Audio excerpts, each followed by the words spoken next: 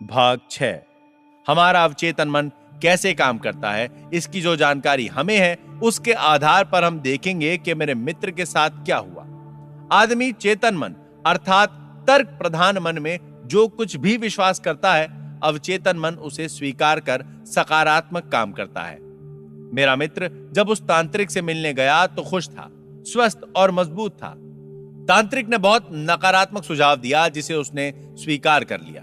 वो भय से आतंकित हो गया और बार बार यही सोचता रहा कि अमावस्या के बाद वो मर जाएगा।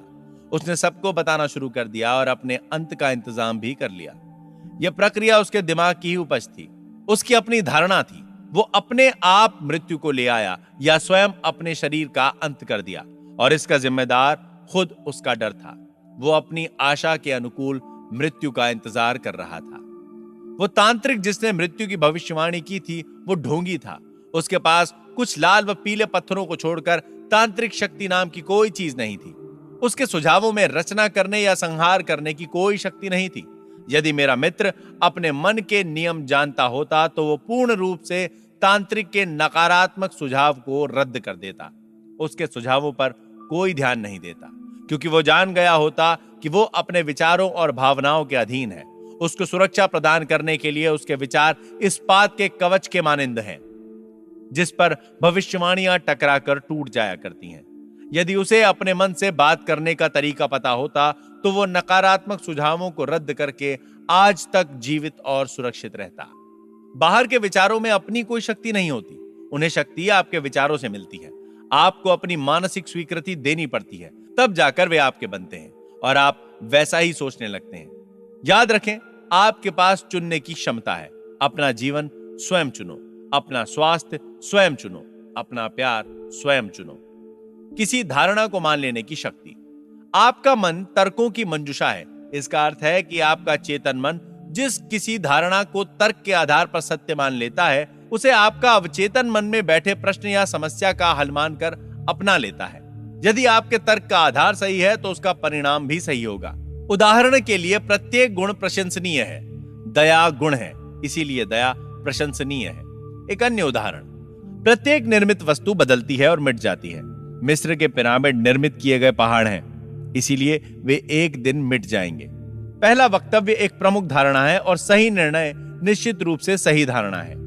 कॉलेज के प्रोफेसर ने, जो न्यूयॉर्क में मन के विज्ञान पर मेरा व्याख्यान सुन चुका था, मुझसे कहा, मेरा सारा जीवन बर्बाद हो गया है। रुपया, पैसा, धन संपदा, दोस्त, सब कुछ चला गया। जिस काम में हाथ लगाता हूं वही डूब जाता है।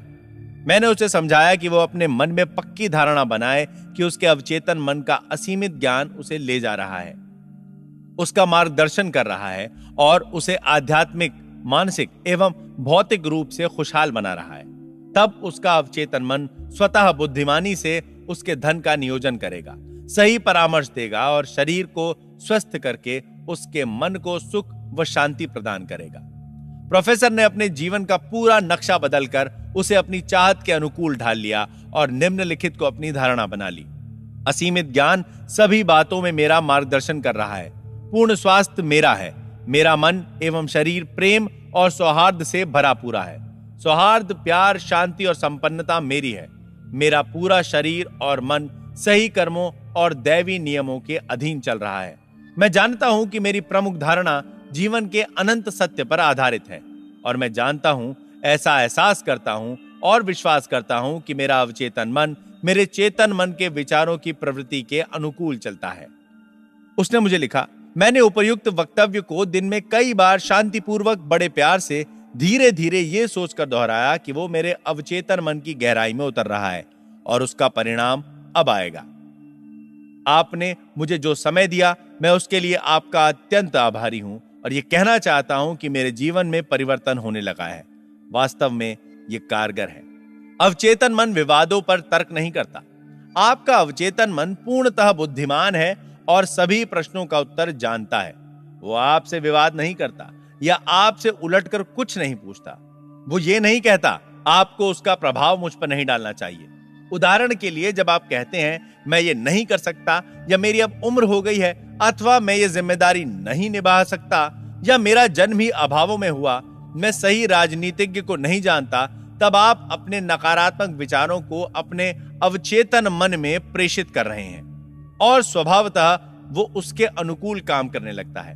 इस प्रकार आप अपना ही नुकसान कर रहे हैं। जब आप अपने अवचेतन मन में इस प्रकार की बाधाएं ला रहे हैं और अवचेतन मन को घेर कर रख रहे हैं, आप अपनी भलाई में बाधा पहुंचा रहे हैं और बदले में अपने जीवन में अभाव, बंदिशों को ला रहे हैं। अवचेतन मन में विवेक और बुद्धि के अवसरों को रोक रहे हैं। तो आप दरअसल में ये कह रहे हैं कि आपका अवचेतन मन आपकी समस्याओं का हल नहीं कर सकता। इससे मानसिक और भावनात्मक रुकावट पैदा होगी, जिसकी वजह से बीमारी या मानसिक चिड़चिड़ापन पैदा होगा। अपनी इच्छाओं को प्रभावशाली बनाने और अपनी निराशा दूर करने के लिए दिन में कई बार जोर से ये वक्तव्य दोहराएं। असीमित ज्ञान जिसने मुझे ये इच्छा दी है, वो मुझे मार्गदर्शन देगा और मुझे अपनी इच्छा को पूरा करने की योजना की ओर ले जाएगा। मुझे मालूम है कि मेरे अवचेतन मन का गहन विवेक अब जाग गया है और जो कुछ मैं अंदर महसूस कर रहा हूं, अब वो होने जा रहा है। मेरे अंदर और बाहर का ज्ञान बराबरी के संतुलन में पहुंच गया है। अगर आप कहते हैं कि बाहर आने का कोई रास्ता नहीं है, मैं भटक गया हूं, इस भटकाव से छुटकारा नहीं है, मैं बंदिश में हूं और अड़चन में फंस गया हूं, तो आपको कोई उत्तर नहीं मिलेगा अथवा आपके अवचेतन मन से कोई प्रतिक्रिया नहीं आएगी। यदि आप चाहते हो कि आपका अवचेतन मन आपके लिए काम करे, तो आपको सही मांग करनी होगी और उसका सहयोग प्राप्त करना होगा। वो हमेशा आपके लिए ही काम करता है। वो आपके दिल की धड़कन को इस समय भी नियंत्रित कर रहा है और आपकी सांसों को भी चला रहा है। वो आपकी उंगली के कट जाने पर उसे ठीक करता है और उसकी प्रवृत्ति जीवन भर आपकी रक्षा करने और आपको बनाए रखने की है। आपके अवचेतन का मन उसका अपना है, किंतु वो आपके विचारों और कल्पनाओं के प्रकार को स्वीकार करता है। जब आप समस्या का समाधान ढूंढते हैं, तब आपका अवचेतन मन सजग हो जाता है, किंतु वो आशा करता है कि आप अपने चेतन मन में एक निर्णय पर पहुंचे और सही एवं न्यायोचित फैसला करें। आपको ये जान लेना है कि अपनी समस्या का उत्तर आपके अवचेतन मन में मौजूद है। लेकिन यदि आप कहते हैं, मैं नहीं समझता कि समस्या का कोई समाधान है, मैं नहीं सोच पा रहा हूं, मैं भ्रमित हो गया हूं, मुझे कोई हल क्यों नहीं सूझ रहा, तो आप अपनी प्रार्थना को प्रभावहीन बना रहे हैं। ठीक वैसे ही जैसे एक सिपाही खड़ा सोच रहा हो, आपको कोई रास्ता नहीं दिखाई देगा। अपने मन के पहियों को रोकें, ठहरें, फिर चलने दें और आहिस्ता से दृढ़ विश्वास के साथ कहें, मेरा अवचेतन मन समस्या का समाधान जानता है। वो अब जाग उठा है तथा समस्या को हल करने के लिए तैयार है। मैं जानता हूं कि मेरे अवचेतन मन का असीमित ज्ञान सब कुछ जानता है और अब वो मेरी समस्या का सही समाधान देने जा रहा है। मेरे सही विश्वास ने अब मेरे अवचेतन मन के शक्तिपुंज को उसकी शान से मुक्त कर दिया है। मैं खुश हूं कि मेरे मन की इच्छा पूरी हो रही है।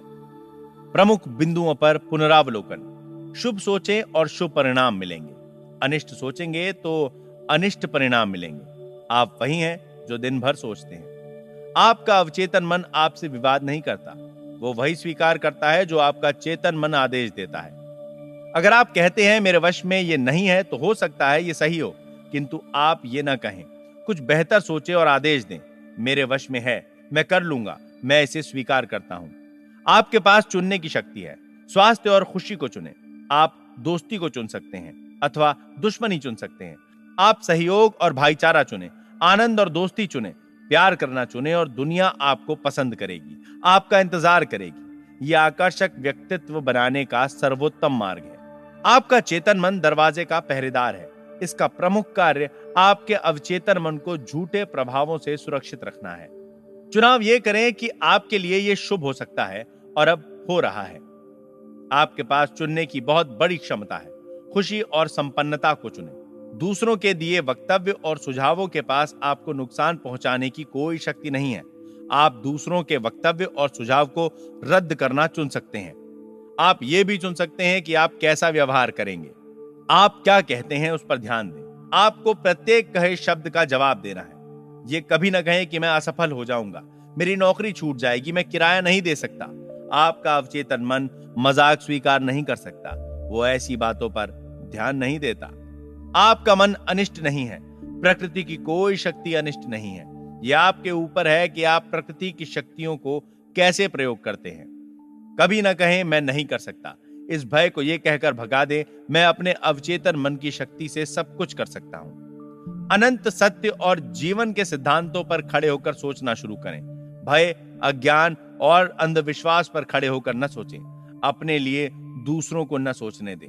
अपने विचार चुनें और अपने निर्णय करें।